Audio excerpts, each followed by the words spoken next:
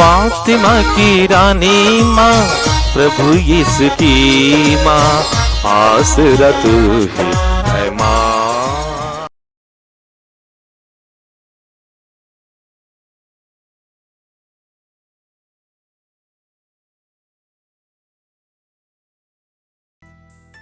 पहला पाठ इब्रानियों के नाम पत्र, अध्याय 9, पद संख्याएं 15 और 24 से 28 तक।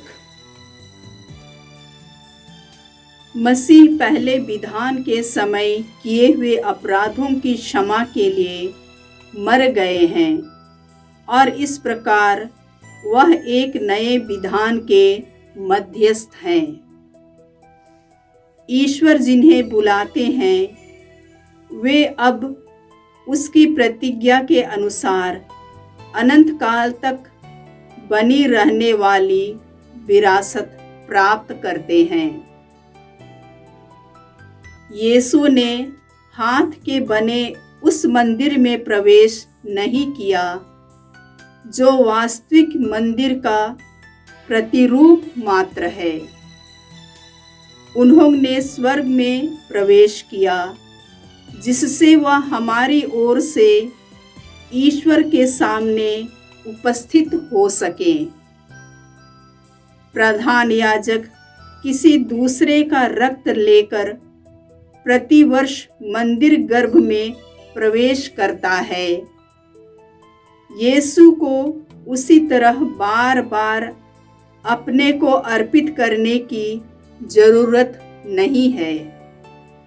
यदि ऐसा होता तो संसार के प्रारंभ से उन्हें बार बार दुख भोगना पड़ता, किंतु अब युग के अंत में वह एक ही बार प्रकट हुए जिससे वह आत्म बलिदान द्वारा पाप को मिटा दें। जिस तरह मनुष्यों के लिए एक ही बार मरना और इसके बाद उनका न्याय होना निर्धारित है, उसी तरह मसीह बहुतों के पाप हर लेने के लिए एक ही बार अर्पित हुए। वह दूसरी बार प्रकट हो जाएंगे, पाप के कारण नहीं बल्कि उन लोगों को मुक्ति दिलाने के लिए जो उनकी प्रतीक्षा करते हैं। प्रभु की वाणी। ईश्वर को धन्यवाद। भजन अनुवाक्य। प्रभु के आदर में नया गीत गाओ क्योंकि उसने अपूर्व कार्य किए हैं।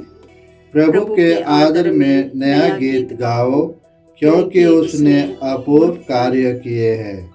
प्रभु के आदर में नया गीत गाओ क्योंकि उसने अपूर्व कार्य किए हैं। उसके दाहिने हाथ और पवित्र भुजा ने हमारा उद्धार किया है। अनुवाक्य। प्रभु के आदर में नया गीत गाओ क्योंकि उसने अपूर्व कार्य किए हैं। प्रभु के आदर में नया गीत गाओ क्योंकि उसने अपूर्व कार्य किए हैं। प्रभु ने अपना मुक्ति विधान प्रकट किया और सभी राष्ट्रों को अपना न्याय दिखाया है। उसने अपनी प्रतिज्ञा का ध्यान रखकर इस्राएल के घराने की सुध ली है। अनुवाक्य। प्रभु के आदर में नया गीत गाओ क्योंकि उसने अपूर्व कार्य किए हैं। प्रभु के आदर में नया गीत गाओ क्योंकि उसने अपूर्व कार्य किए हैं। पृथ्वी के कोने कोने में हमारे ईश्वर का मुक्ति विधान प्रकट हुआ है। समस्त पृथ्वी आनंद मनाए और ईश्वर की स्तुति करे। अनुवाक्य। प्रभु के आदर में नया गीत गाओ क्योंकि उसने अपूर्व कार्य किए हैं। प्रभु के आदर में नया गीत गाओ क्योंकि उसने अपूर्व कार्य किए हैं।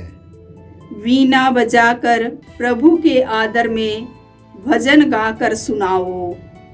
तुरही और नरसिंघा बजाकर अपने प्रभु ईश्वर का जयकार करो। अनुवाक्य: प्रभु के आदर में नया गीत गाओ, क्योंकि उसने अपूर्व कार्य किए हैं। प्रभु के आदर में नया गीत गाओ, क्योंकि उसने अपूर्व कार्य किए हैं। जय घोष। हालेलुया। हमारे मुक्तिदाता और मसीह ने मृत्यु का विनाश किया और अपने सुसमाचार द्वारा अमर जीवन को आलोकित किया। हालेलुया।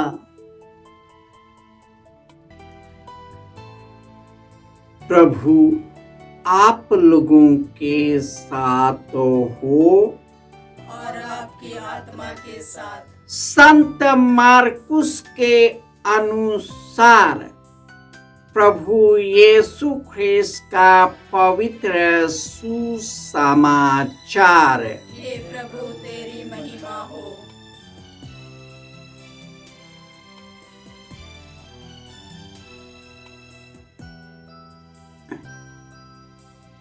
अध्याय 3 पद संख्याएं 22 से 30।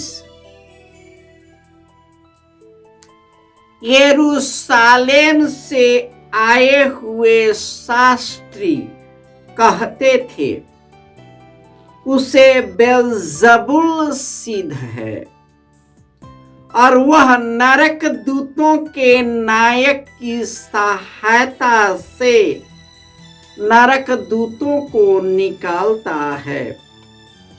यीशु ने उन्हें अपने पास बुलाकर यह दृष्टांत सुनाया। शैतान को कैसे निकाल सकता है? यदि किसी राज्य में फूट पड़ गई हो तो वह राज्य टिक नहीं सकता। यदि किसी घर में फूट पड़ गई हो तो वह घर टिक नहीं सकता। और यदि शैतान अपने ही विरुद्ध विद्रोह करे और उसके यहाँ फूट पड़ गई हो तो वह टिक नहीं सकता और उसका सर्वनाश हो गया है। कोई किसी बलवान के घर में घुसकर उसका सामान तब तक नहीं लूट सकता जब तक कि वह उस बलवान को न बांध ले। इसके बाद ही वह उसका घर लूट सकता है। यह प्रभु का सुसमाचार है। हे क्रिस्त तेरी स्तुति हो। ख्रिस्त में प्यारे भाइयों और बहनों, प्रभु यीशु इस दुनिया से पहले जो पवित्र और निष्कलंक थे, पवित्र आत्मा की शक्ति से कुंवारी मां मरियम के गर्भ में शरीर बन गए और हम जैसे मनुष्य जैसे इस दुनिया में जन्म लिया। उन्होंने अपने पवित्र निष्कलंक पवित्र आत्मा से पूर्ण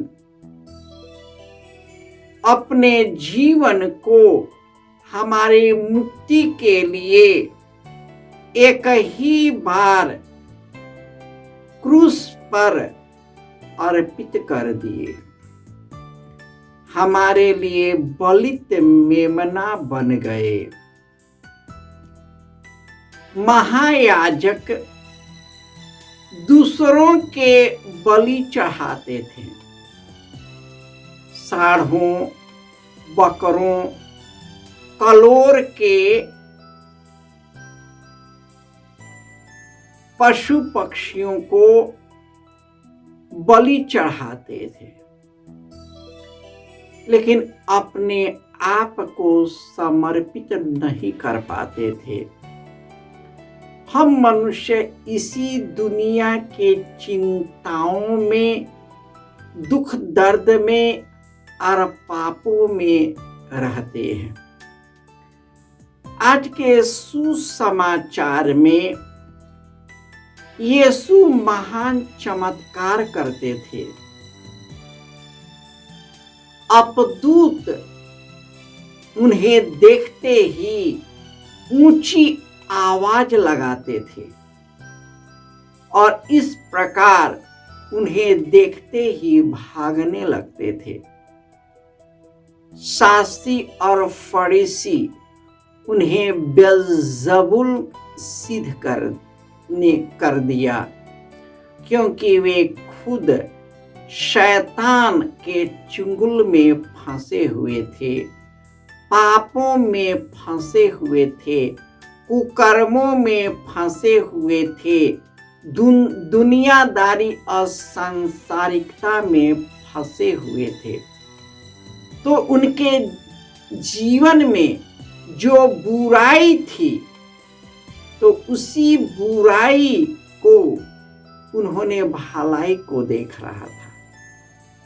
आज के मनुष्य भी ऐसे ही हैं, जो कुकर्म करते हैं वो सबों में कुकर्म ही देखता है, बुराई करता है और सबों में बुराई ही करता है, सबों को उसी रूप में देखता है जिस रूप में वह बुरा होता है।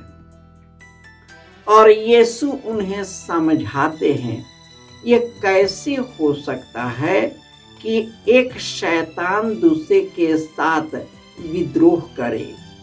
यदि ऐसा करता है तो उसका जो वंश समाप्त हो जाता है, और यदि किसी राज्य में फूट पड़ जाती है तो वह राज्य टिक नहीं सकती।